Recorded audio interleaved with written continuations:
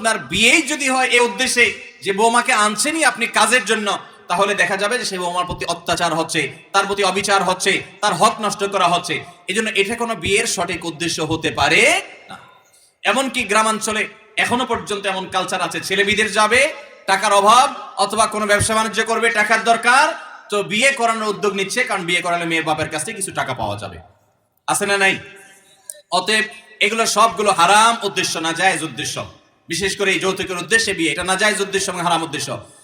একজন মুসলমানের বিবাহের উদ্দেশ্য হবে চরিত্রের হেফাজত, তার সম্ভ্রমের হেফাজত, গুনাহ থেকে মুক্ত থাকা, জিনা থেকে বেঁচে থাকা, ফিতনার দুয়ার থেকে বেঁচে থাকা। এটা হবে বিয়ের মূল উদ্দেশ্য। এটা বাবা মাকেও মাথায় রাখতে হবে, সন্তানকেও মাথায় রাখতে হবে। এই উদ্দেশ্য যদি হাসিল হয়, তাহলে বিবাহের আসল উদ্দেশ্য হাসিল হয়ে গেছে।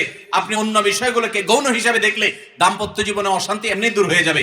একজন স্বামী যদি চিন্তা করেন আমার স্ত্রীর মাধ্যমে আমার চরিত্রের হেফাজত হয়, আর যদি কোনো বেনিফিট তার থেকে আমি নাও পাই, শুধু চরিত্রের হেফাজত হয়, এই একটা কারণে অন্তত তার প্রতি আপনার কৃতজ্ঞ থাকা উচিত, তার প্রতি আপনার শুকরগুজার হওয়া উচিত, তাকে আপনি রেসপেক্ট করা উচিত, তাকে আপনার সম্মান দেওয়া উচিত, তার অধিকার আপনার আদায় করা উচিত, তার প্রতি খেয়াল রাখা উচিত, যে অন্তত তার মাধ্যমে আপনার চরিত্রটা হেফাজত হয়।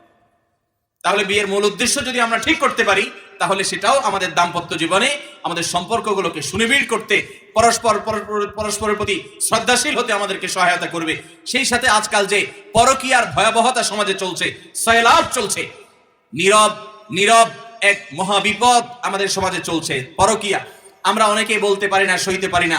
অনেক স্বামী সাফার করছেন, অনেক স্ত্রী সাফার করছেন যে তার স্বামী বহু মেয়ে আসক্ত, অনেক স্বামী সাফার করছেন যে তার স্ত্রী পরপুরুষে আসক্ত।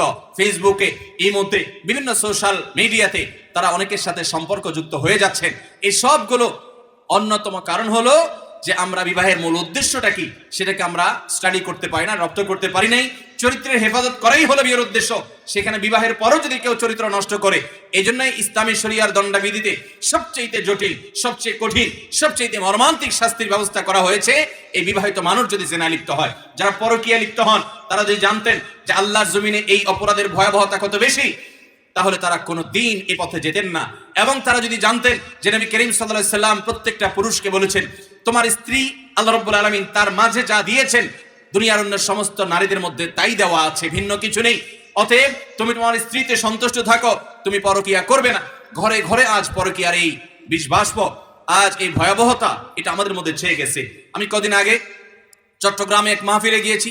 এক যুবক ধরে এসে গায়ের কাছে এসে আমার কানে কানে বললেন যে ভাই, আমি নিজে ব্যক্তিগতভাবে ধর্মকর্ম করার চেষ্টা করি, ইসলাম প্র্যাকটিস করার চেষ্টা করি, কিন্তু আমি পরনারীর আসক্তি থেকে আমি বাঁচতে পারছি না, এবং এই কারণে আমি আমার স্ত্রীর হক নষ্ট করছি এবং ভয়াবহ একটা অবস্থা বিরাজ করছে।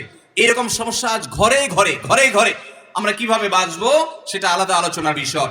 এটাও একটা গুরুত্বপূর্ণ উপায় বা মাধ্যম, যে আমাদেরকে মাঝে মধ্যে আমাদেরকে রিয়ালাইজ করতে হবে, মাঝে মধ্যে আমাদের মধ্যে এই চিন্তা জাগ্রত করতে হবে যে আমাদের বিবাহের উদ্দেশ্য হলো আমাদের চরিত্রকে হেফাজত করা। অতএব সেই উদ্দেশ্যকে টার্গেট বানিয়ে যদি বিবাহ করেন, অনেক